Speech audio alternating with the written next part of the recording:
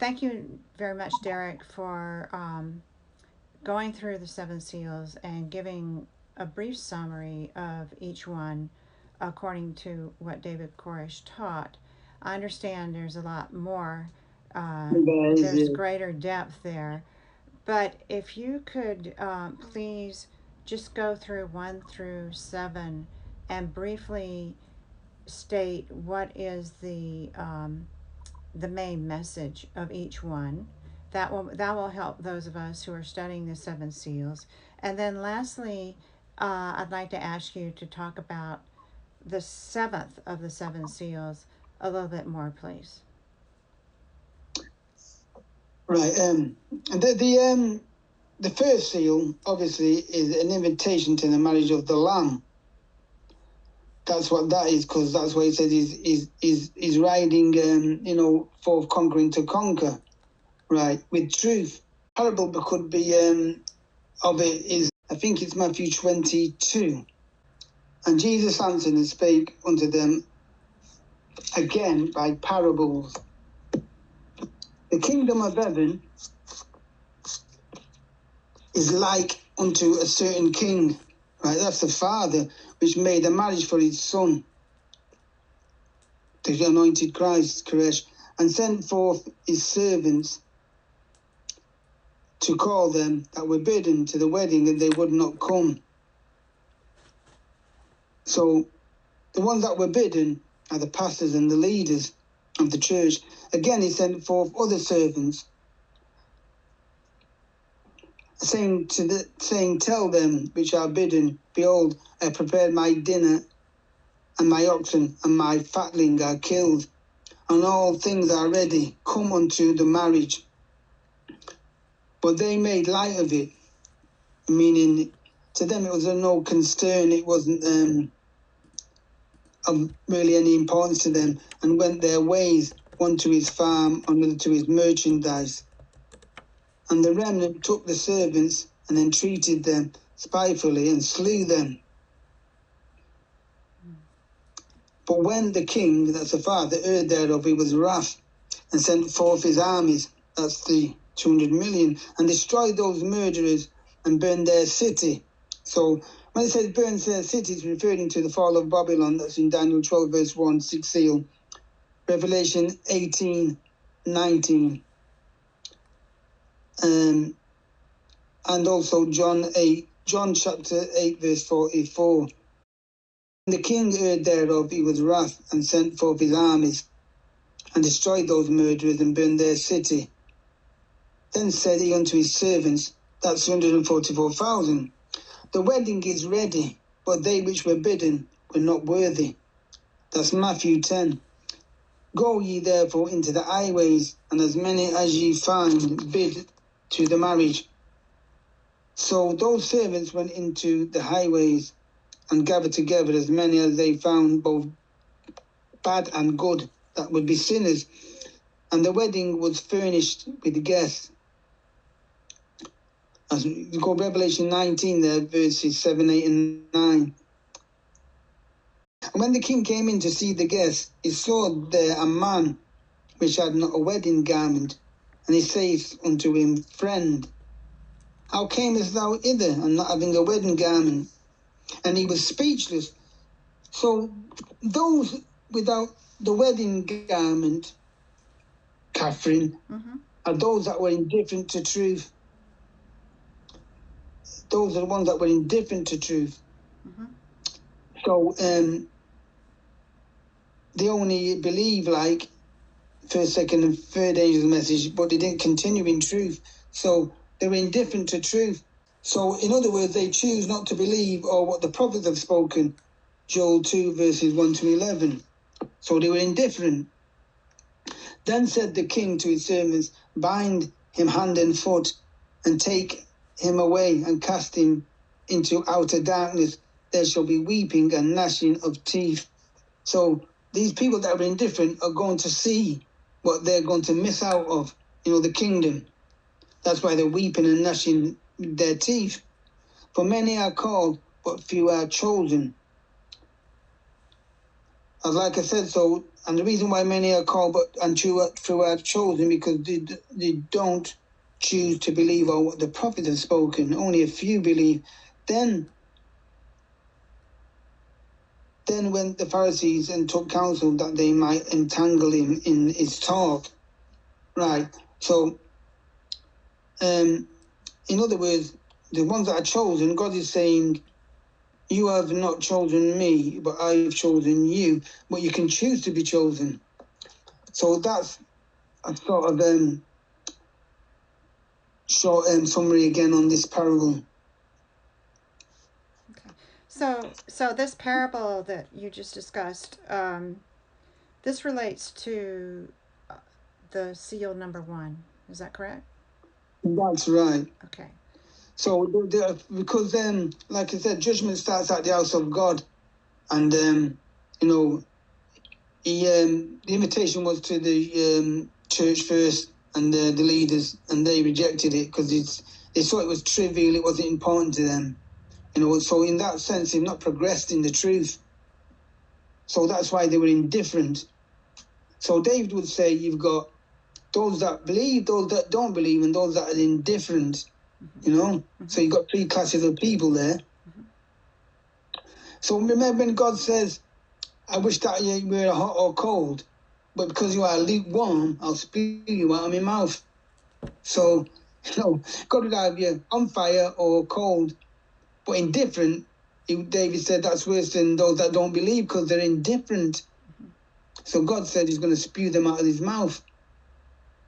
Yes. Yes. So people like that, in other words, can make God sick because, lukewarm. If you understand what I mean. I think so. I've heard that expression before. So this parable is the invitation of the marriage of the Lamb. There was an invitation and they rejected it on a whole, but so God has rejected the church on a whole, but not as individuals. Mm-hmm. So, the call was now, come out of her, my people. But the true judgment has not started yet because it's got to go to the world, and God will send out 144,000 as the ministers that are going to minister to the world. And, the message will be, fear God, give him the glory for his judgment is come. First it said, Babylon is fallen, and become a cage of every hateful and foul spirit, every hateful and unclean bird, and every foul and spirit. So that's concerning Christendom, right? It says after that, fear God, give him the glory for his judgment is come. And then it says, and don't worship anyone that wishes the beast or his image and receive his mark in the forehead or in the hand shall receive of the wrath of God, which is poured out without mixture. So the call then is to come out of my people, come out of the corrupt system, the corrupt church, Babylon, Mm-hmm. That's what it's about. Okay. Can you next please summarize briefly the second seal? What's in the what's the primary message of the second seal? You said that it was about death. Obviously, you've got a choice, haven't you? So the second seal is talking about God will destroy those that have rejected this invitation to the Lamb. Because it's like I said, the second seal is found in Zechariah chapter 1, verses 1 to 8. Maybe we should go there. From verse 2, it said, the Lord has so displeased with your fathers, therefore say thou unto them, thus saith the Lord of hosts, turn ye unto me. So God wants them to turn unto him, unto me. Turn ye unto, therefore say thou unto them, thus saith the Lord of hosts, turn ye unto me, saith the Lord of hosts, and I will turn unto you, saith the Lord of hosts. Be ye not as your fathers, unto whom the former prophets have cried, saying, thus saith the Lord of hosts, turn ye now from your evil ways. So this is concerning the church.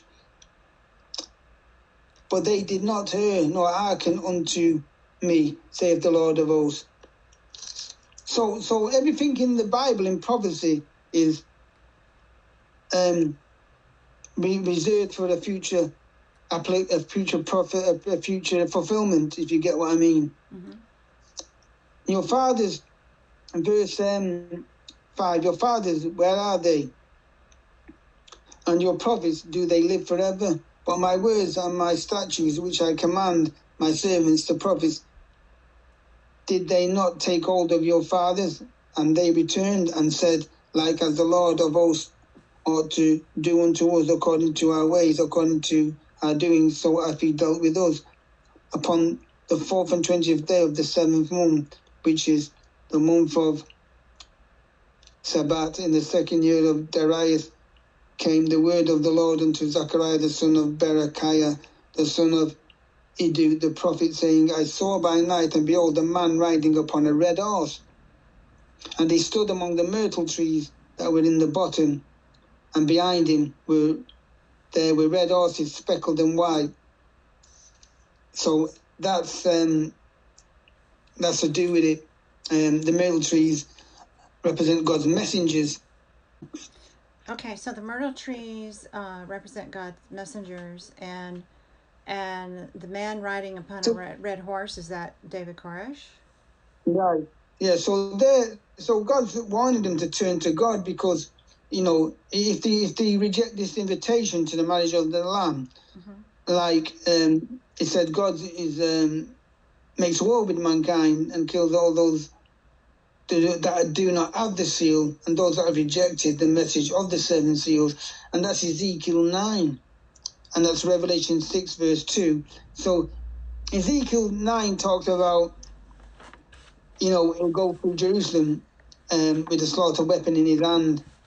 And do you want to go there and read it? Yes, I remember Ezekiel 9. We can take a look, because one time Clive gave me a Bible study on Ezekiel 9. So, yes.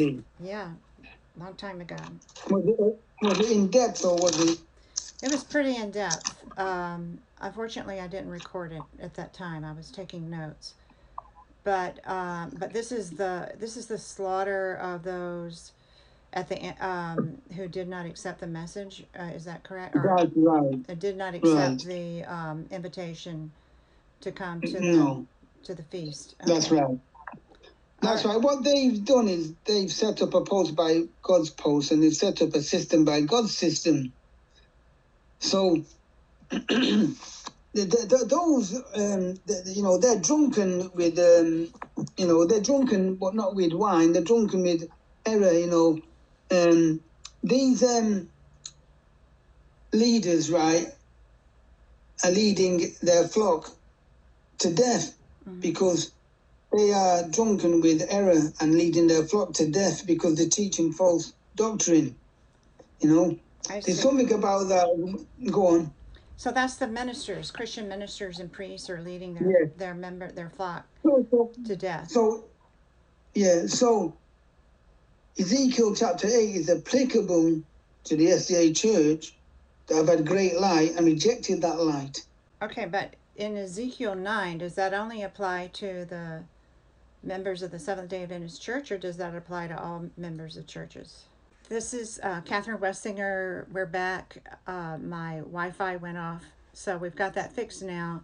So I'm resuming the Bible study with that Derek Lovelock is giving, and he was explaining how Ezekiel 9, which describes a slaughter, relates to the second seal.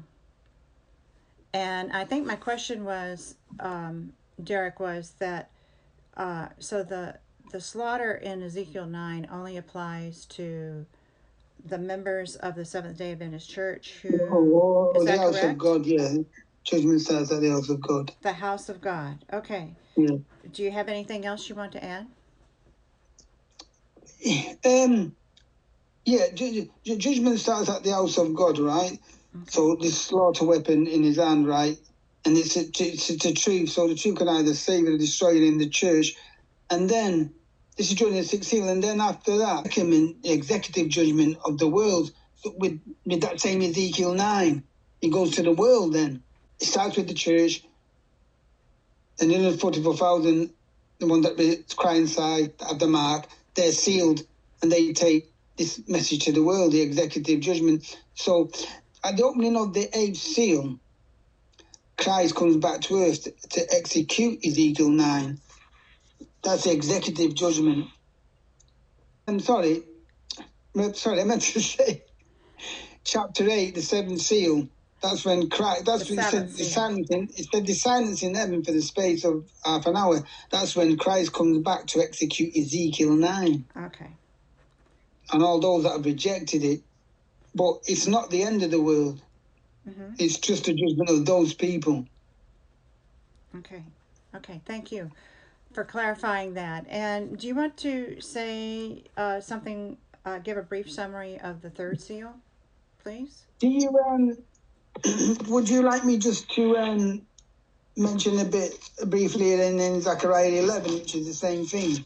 Okay, yes. So Zechariah 11 is about a slaughter also?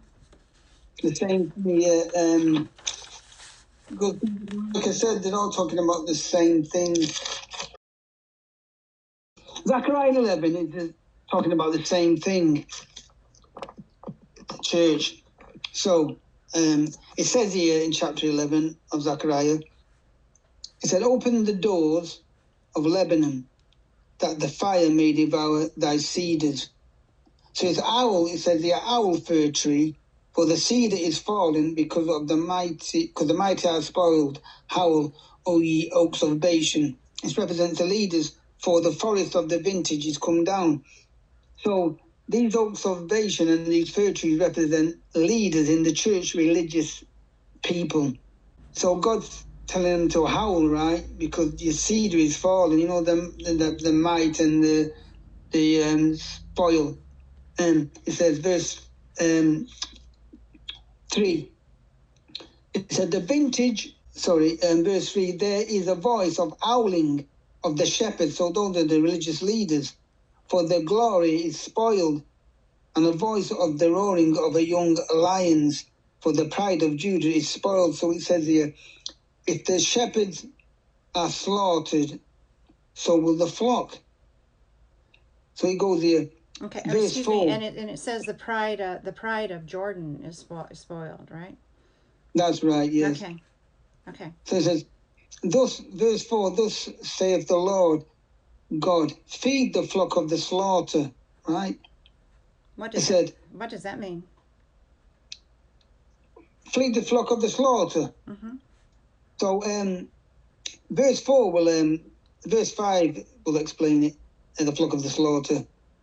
It says, whose possessors slay them. So those are the leaders. So they slay them. In other words, you know, they're not presenting the truth to them.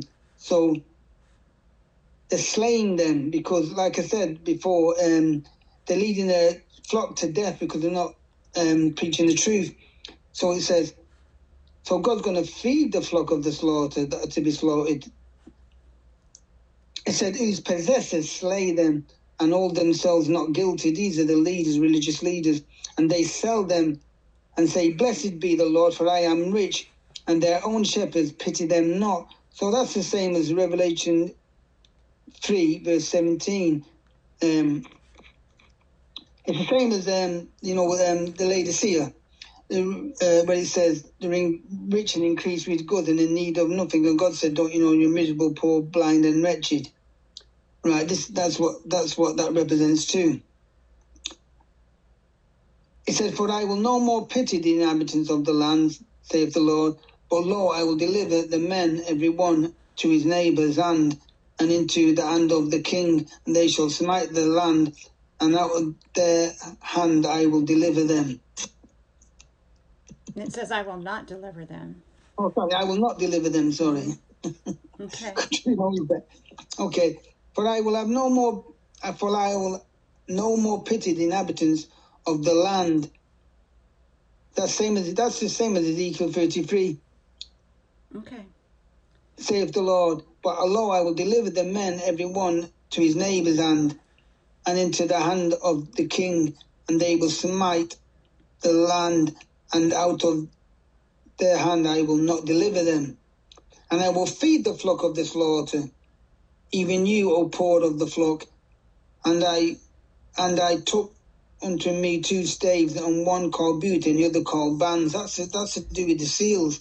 And I fed the flock, with these 7 bands, seals. So it's explaining that these shepherds, they're ready for the slaughter, and they're leading their flock to be slaughtered. Okay. But God said, he's going to come and deliver them from out of their hand. Okay. So this is to do with the seven seals, the 7 bands. Verse 7, and I will feed the flock of the slaughter, we're ready to die. Even you, O port of the flock. And I took unto you 2 staves, and one called beauty, and the other called bands, and I fed the flock. 3 shepherds, right, it says here, verse 8, that's the 4th and 5th and 6th angels' messages. And my soul loved them 1 month, and my soul loved them, and their soul also abhorred me. So they rejected these 4th, 5th, and 6th angels. Mm-hmm. Then I said, I will not feed you. These are the leaders. God said, I will not feed you that dieth. Let it die, and that is to be cut off. Let it be cut off, and let the rest eat everyone the flesh of another. And I took my staff, even beauty, and cut it asunder, and I might break my covenant which I had made with all the people. And it was broken in that day. And so the port of the flock that waited upon me, God says, knew that it was the word of the Lord. This is to do with the truth, the 7 seals, the bands. Mm-hmm. And I said unto them, if ye think good, give me my price. And if not, forbear. So it said here, so they weighed for my price. So they weighed for my price 30 pieces of silver. It's similar to Judas. Mm-hmm. So it says here, the flock are not concerned. They're not concerned with the flock. They're only concerned about their own advantage. And the Lord said unto them, and the Lord said unto me,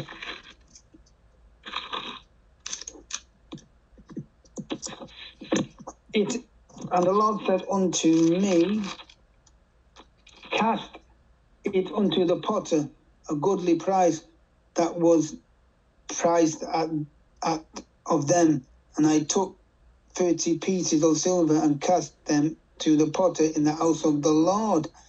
Then I cut asunder mine other staff, even bands, that I might break the brotherhood between Judah and Israel. The potters, right, when it says here, in the house of the Lord, it said here, they have a divine appointment with their maker, because you've got to face God. Then I cut asunder mine other staff, even the bands, that I might break the brotherhood between Judah and Israel. And the Lord said unto me, take unto thee an instrument of foolish shepherds. So the foolish shepherds are those prophets, and they're very foolish and simple, because all they care about is means, money, means. They're not concerned about the flock. Verse 16, for lo, I will raise up a shepherd in the land, which shall not visit those that be cut off, neither shall he seek the young one, nor heal that is broken, nor feed that standeth still, but he shall eat the flesh of the fat, and tear the claws in pieces. Woe unto the idle shepherd that leaveth the flock. The sword shall be upon his arm, and upon his right eye. His arm shall be clean dried up, and his right eye shall be utterly darkened. So that's the same thing, in the connection with Ezekiel 9. Okay, thank you. So God is going to save the flock that were ready to be slaughtered, because these shepherds are slaughtered, and they're leading the flock to be slaughtered. Mm-hmm. So God's going to save the flock. Even the flock in the Seventh-day Adventist Church? Well, because he's talking about the flock and talking about the 144,000, and God's going to save them. So, it's whoever, come out of my people. Mm-hmm. So it's not just 145,000 alone, no. So the And flock is more than the 144,000. well, the one that cry and sigh are the 144,000 are sealed, and the 144,000 are going to bring in the great multitude. Mm-hmm. So are you ready to say a little something more about the third seal? Yeah. The third seal is talking about a merchant man. And he's offering something. But what he's offering is a marriage of the Lamb, and you have to pay for that marriage. And what you've got to pay is one's life. And that's why it's called balances of deceit, because in the eyes of man, it doesn't seem, it's like a very high price to pay, wow, death. Like when it says, if you're not, he said, if don't take your cross and follow me, you're not worthy of me, follow me to death. It says, those that lose their life shall save it, but those try to save their life shall lose it. So, Christ said, if you can't leave your mother, your father, your sister, or your brother, your wife, your own children, or even your own life, you're not worthy of me, so it may cost you your own life. But if you lose your life, you'll save it. So it doesn't seem fair, that this is the price you have to pay with your own life. So that's why it's called, balances of deceit, because it's a very high price to pay, to give up everything for God and get eternal life. That's what that is talking about. And it's the same as a parable in Matthew 13:45-46. It talks about the pearl of great price. He found a pearl in the field, and he sold everything for that pearl, which is the truth. He gave up everything. So that's what that's talking about. Okay. The third seal. And so the third seal, the ones who have to, who are faced with the choice of, if they accept the choice to perhaps lose their life, those are the wave sheaf, correct? Yeah, it's a very high price to pay, one's life. Okay. Thank you. Death which leads to death. That's why he said his name is death. His name is hell, Koresh, right? And death followed him, followed him to the grave. Mm-hmm. But they're going to come back to eternal life. So the fourth seal, when he's opened the fourth seal, it's talking about now the ones that, talking about death and hell followed behind. So this fourth seal is talking about those that died under the fourth seal, and then they're resting yet a little while. It said till the fellow servant should be killed as you were, should be fulfilled. But they're like crying out to God, their blood, saying, how long, O Lord, will thou judge and avenge our blood and them that dwell on the earth? So that's like the waiting period now from the fourth seal. It's a waiting time now for when God resurrects David with the wave sheaf and they all come back. So it's like in a spiritual sense of saying, how long, O Lord, will you not judge and avenge our blood and them that dwell on the earth? So their souls under the altar, waiting to be resurrected. That happens during the sixth seal. Actually, I've got a couple of questions before we go to the sixth seal. My question is about the fourth seal is the one who sat on the pale horse was death, and hell followed behind him. What does it mean that hell followed behind him? It means death, right? Well, God's name, death, it's Koresh, isn't it? Yahweh, Koresh. So God's the beginning and the end. So his name is Death, Koresh. Okay. David explains something like, I'm going to explain like this. He asked one of the agents once, have you ever heard someone dying? And he said, yes. And he said you had a death rattle. And I'm like, the rest, you have a death rattle. So his name is Death. I'm the beginning and the end. So, and hell means is the grave. So those that follow him to the grave. So they follow with him to the grave, Okay. So that's when they die under that fourth seal. Okay. His name is Death, and they followed him behind to the grave. Okay. The one that died under that fourth seal.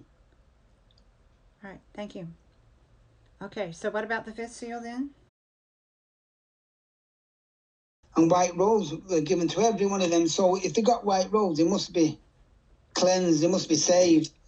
And it was said unto them that they should rest yet a little season until our fellow servants and their brethren should be killed, as they were fulfilled.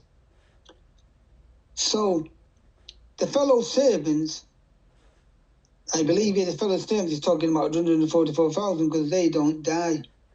That's why I said rest a little while till our fellow servants should be killed as you were. Remember the one that I gave you before, with my dead body shall they arise? That was Isaiah 26 verse 19. So that's what they're waiting for under the fifth seal now, because they're crying out for their blood to be avenged on them that dwell on the earth. So, he said, Isaiah 26 verse 19, with my dead body shall they arise.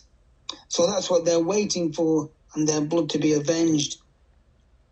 But he said they're told to rest yet a little season until your fellow servants also and their brethren that should be killed. So the word should be killed as they were should be fulfilled. It's like, well, it should have happened and that. It should have happened, but it doesn't. It's like you're waiting for it's like you're waiting. I don't know when you can put it. It's like you're waiting for the train to come at a certain time, but it doesn't. It comes later. So it said should be killed. So I believe that refers to the fellow servants of 144,000 because they don't die. Yes, because the resurrected David Koresh will return with the 200 million martyrs of the ages. That's right. Okay. So the souls of them that were slain for the word of God and for the testimony which they held are the people who died at Mount Carmel. Yeah, they're the wave sheaf, yeah. They're the so, wave. Mm-hmm. Yeah. The wave sheaf. So mm-hmm. Go ahead. The wave sheaf who died at Mount Carmel in 1993. Right. Yes. So David Koresh came to gather the final halves of the wave sheaf to present before the Lord and to be accepted, which was what happened at Waco. So the fifth seal reveals the souls on the altar. Those that died under the fifth seal, they're wearing white robes. So the white robes represent the righteousness of Christ, and, their number will be added to, and a specific number. So they're just waiting now to be resurrected, with the sixth seal, under the sixth seal. Okay. Yes, so the wave sheaf are waiting to be resurrected, and when they are resurrected with Christ, David Koresh, the anointed one, yeah. The anointed one, then when they return, then that's when the 144,000 will be gathered on an enlarged Mount Zion. Okay. And I just add that it's not just those at Waco, it's all the martyrs and saints that were slain from the beginning of time. Yes. Till this present time. Yeah, so that's the what is it? It's 200 million martyrs of all the ages, right? That's right. Okay. Right. I'd like to ask you another question in the fourth seal. In the fourth seal, after we discussed in verse 8, I looked and behold a pale horse, and his name that sat on him was Death, and hell followed him. But then the next sentence says, and power was given unto them over the fourth part of the earth, to kill with sword and with hunger and with death and with the beasts of the field. What does that second sentence in verse 8? That is saying that all those that reject this message of the seven seals will be killed. Okay. That's what that's talking about. And they'll be killed when David Koresh returns with the army of 200 million martyrs. The wave sheaf, because the wave sheaf judges, the wave sheaf execute judgment on those that are rejected. Did you say the last part of the fourth seal, when it killed with hunger with beasts? Yes, and power was given unto them over the fourth part of the earth to kill with sword and with hunger and with death and with the beasts of the earth. One reason I'm wondering about this is that other types of Christians who have a different theology, they talk about a tribulation, like a 7-year tribulation. No, That's not what this is. no, there's no 7-year tribulation. You know, their understanding of it is like there'll be all the saints will go to heaven and there'll be a 7-year tribulation. Mm-hmm. That is not scripture according to the teachings of David Koresh. Okay, good, thank you. And so this verse then is referring to those that reject the message, because it says here what is offered is the first seal, the marriage of the Lamb. Okay, so those who reject the message will be slaughtered. Slain, yeah. Slain. But because it does say in the scripture that God will use the beasts of the fields and all that to kill these people too. It says, because it mentions in somewhere in the Bible that God used the beasts of the field as well. Okay, yeah, it says right there in that verse. Okay. Right, yes, right there, yeah. Oh, you know when you talk about the pale horse, that is to do with death, yeah, because the pale horse represents Ezekiel 9, Revelation 19. In this seal, God makes war with mankind and kills all who do not have the seal of those who have rejected David Koresh's message of the 7 seals, Ezekiel 9. And power was given unto them over the 4 part of the earth to kill with the sword and with hunger and with death and with the beasts of the earth. What's going on in the 6th seal, in summary, then? Right, so it says here, the 6th seal, Revelation 6, 12 to 17, is the great day of his wrath. So that's when, during the 6th seal, God in the 6th seal comes back to execute Ezekiel 9 on those that have rejected it. But it's not the end of the world. So at this time, you get this involvement in the cosmic disturbances. Revelation 12 to 17. It said, and I beheld when he had opened the 6th seal, and lo, there was a great earthquake. So this earthquake is worldwide, and the sun became as black as sackcloth of earth. So that's like an eclipse of the sun. Okay. And the moon became as blood. So the moon goes a red blood. But this eclipse of the sun becoming dark, and I believe it's an eclipse of the whole world in darkness, because that when you get an eclipse, it's in certain countries, isn't it? Mm-hmm. But this time it's worldwide eclipse.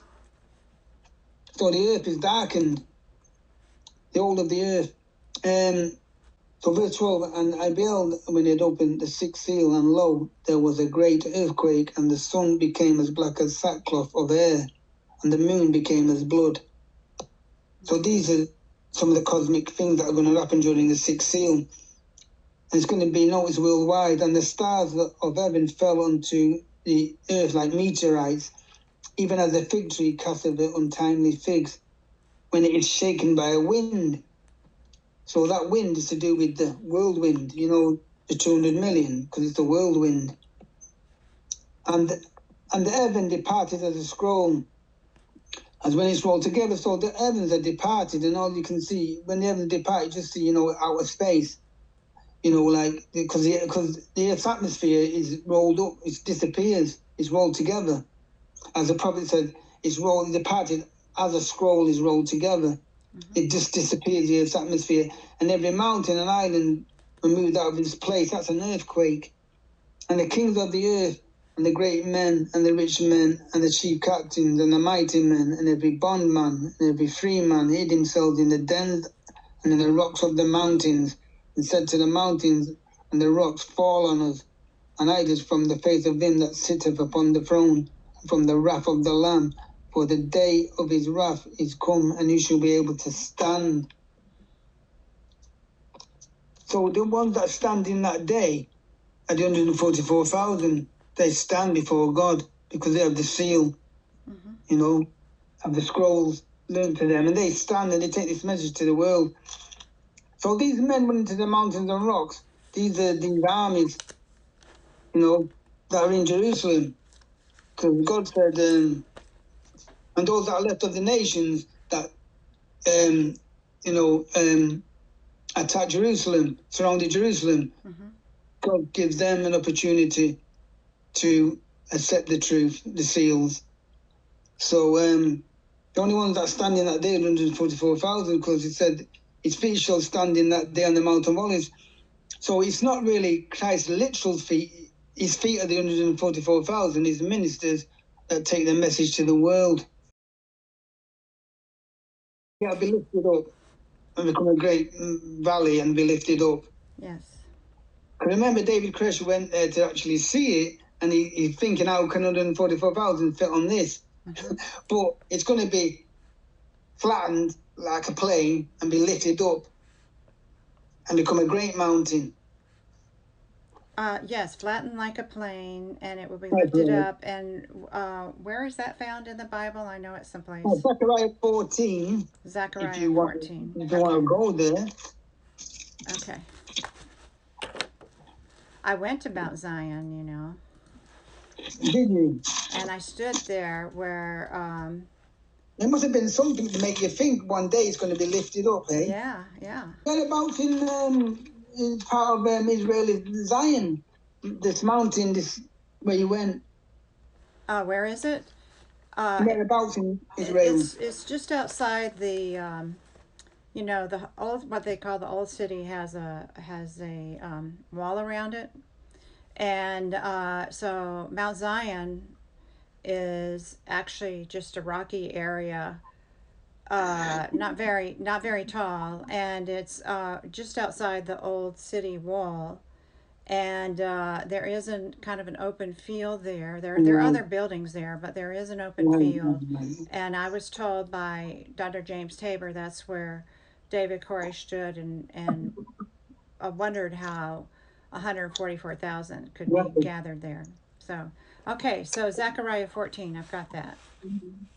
Yeah, so in Zechariah 14, verses 1 and 2, right? It says, behold, the day of the Lord cometh, and thy spoil shall be divided in the midst of this. So that the spoil that's divided in the midst of these, the wave sheep, they're going to divide that spoil. They're going to take the spoil.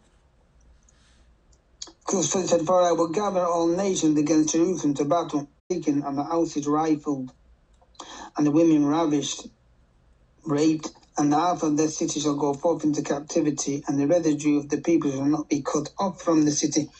So he said here, this note, Zechariah 14, verses 1 and 2, after the third angel's message goes forth from Jerusalem, and everyone has been invited to come up, those that reject this, they're going to gather to fight.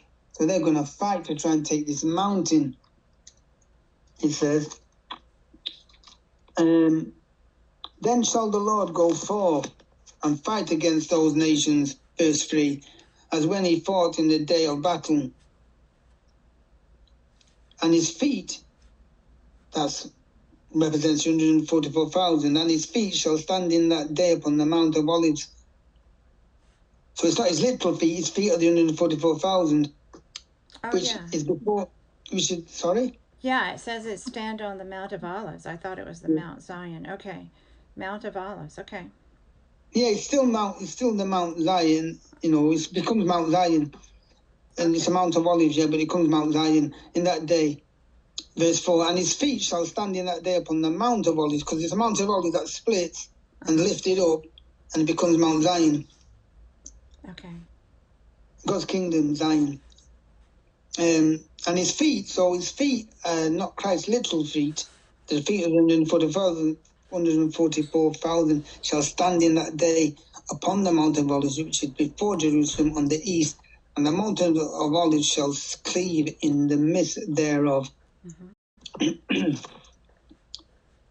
Towards the north, upon the Mount of Olives, which is before Jerusalem on the east, and the Mount of Olives shall cleave, that means split in it, in the midst thereof, towards the east and towards the west.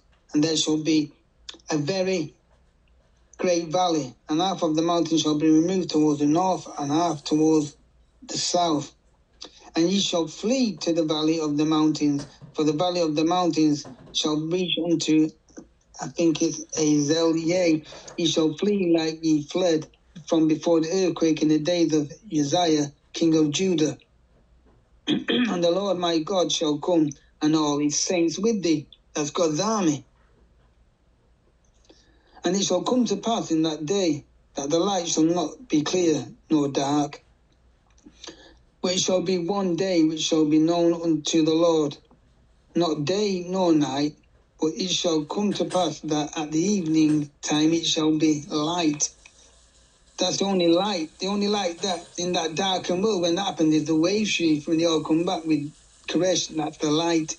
And it shall be in that day, living water shall go forth out of from Jerusalem, half of them towards the former sea, and half of them towards the Inder Sea, in the summer and in the winter. That's the Mediterranean Sea and the Persian Gulf.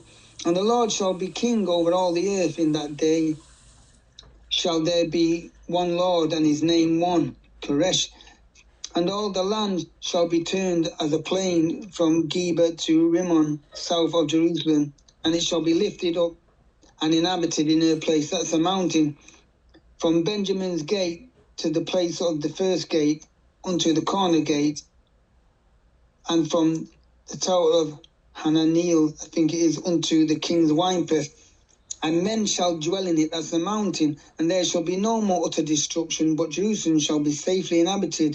And this shall be the plague wherewith the Lord shall smite all the people that have fought against Jerusalem. Their flesh shall consume away while they stand upon their feet, and their eyes shall consume away in the holes of and the holes of their tongues shall be consumed away in their mouth. And it shall come to pass in that day that a great tumult from the Lord shall be among them, and they shall lay hold every one and they shall hold every one on the hand of their neighbour, and his hand shall rise up against the hand of his neighbour. And Judah also shall fight at Jerusalem, and the wealth of all the even round about shall be gathered together, gold, silver, and apparel in great abundance. So they're going to gather all the wealth from the even, round about, that's rejected it. So shall this be a plague of the horse and the mule, and of the camel and the ass, and of all the beasts that shall be in these tents as this plague. And it shall come to pass that everyone that is left of the nations which came against Jerusalem, even go up from year to year to worship the King, the Lord of hosts, to keep the Feast of Tabernacles. So that's going to literally happen. And it shall be that whosoever will not come up of all the families of the earth unto Jerusalem to worship the King, the Lord of hosts, even upon them shall be no rain. So if there's no rain, it'll cause a famine. And if the family of Egypt go not up and come not, that have no rain, there shall be a plague wherewith the Lord will smite the heathen that come not up to keep the Feast of Tabernacles. This shall be the punishment of Egypt. That's what Egypt represents, the world, and the punishment of all the nations that come not up to keep the Feast of Tabernacles. In that day there shall be upon the bells of the horses holiness unto the Lord, and the pots in the Lord's house shall be like the bowls before the altar. Yea, every pot in Jerusalem and in Judah shall be holiness unto the Lord of hosts, and all they that sacrifice shall come and take of them and see therein. And in that day there shall be no more Canaanite in the house of the Lord of hosts. And who do the Canaanites represent? I think the Canaanites, I think is representing it to the the world. Okay, the world also, and also Egypt does too. The worldly people. Okay. And the people who did not receive the David Koresh's message. Is that right? Right, because everyone's invited to. When the message goes out, everyone's who've invited to come up will come up, and those that reject it are going to get war weapons to fight, because it says, and they shall make war with the Lamb, and the Lamb shall overcome him, because he's King of Kings and Lord of Lords, because they're going to get war armaments. While the people in the mountain are going to farm, they're going to farm the land, they're going to turn their swords and fingers into plowshares, and they're going to farm the land, but the heathen want to take the mountain. Shall we go on to the seventh seal? Yes. And that's in Revelation 8. Yeah, that's in Revelation chapter 8, verse 1. Okay. It said, when the seventh seal is opened, Revelation 8, verse 1, and when he had opened the seventh seal, there was silence in heaven, the space of half an hour, that's 7 days, because 7 means complete. There will be silence in heaven when Christ, the Lamb, comes to execute Ezekiel 9. So, he starts in the house of God, and then Christ comes back to execute Ezekiel 9, so it starts with the house of God, those that rejected it, then it goes to the world. So remember you were saying Ezekiel 9 is for the church first, but then it does go to the world. So anybody that rejects this message of the 7 seals are going to have to fulfill their own Ezekiel 9. Because 2,000 years ago, Christ fulfilled Ezekiel 9 for them. On the cross, Father, forgive them, for they know not what they do. Mm-hmm. Into your hands I commend my spirit. Right. So, because of their ignorance, and they nailed Christ to a cross and murdered him, a new plan of salvation was enacted. So Christ took Ezekiel 9 for them. But this time they're going to have to fulfill their own Ezekiel 9. And that's in connection with, remember the angel of death? Yes. In the time of Moses. He put the blood on the lintel of the door. Mm-hmm. So that was the destroying angel. So anybody that didn't have the blood on the lintel of the door, whether you were a Jew, whether you was an Israelite or not, even an Egyptian, if you was in the homes where the lintel of blood, which represented the blood of the Lamb, you were saved. Mm-hmm. So that's in connection with that destroying angel. That's in connection with when the angel of death passed over. And that's the same connection. So it's the latter day application there. At that time, the angel would not make intercession for the saints that are after it said the angel cannot be making intercession for the saints after probation closes. So why would you need an angel to minister those already saved? So, that is the connection, because that chapter 8 is the end of the world. That's the seventh seal, Mm-hmm. So at that time now, everyone's in the kingdom that should be in the kingdom, and this is to execute judgment. So the rest of the judgment will be executed. Yes, on the world, those that rejected it. I hope I've been very clear enough to. But like I said, you'll go over it again, won't you, yourself? I will. No, you have clarified a lot for me, and I will be going over it again and studying it and looking up these passages. So thank you. That's what I'm saying, Catherine. There's a lot more passages as well. Yes. In connection with these seals. You get me, a lot more, but we'd be here quite long, I know, but thank you for going over this with me, because I think it gives the basics, and it will help me improve my understanding as I go forward with my studies. So thank you very much.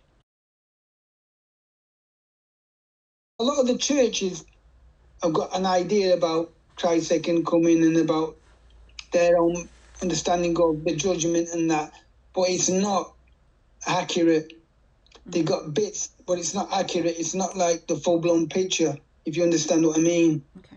Because a lot of people, a lot of denominations have got their own version of when Christ comes back and the judgment, and some have believed the rapture, which is not. And the scripture they use for the rapture, when Paul says, we which are alive and remain shall come to meet the Lord in the air, so we shall ever be with the Lord. Now they think that's a rapture, and it's not, because it said every eye shall see him.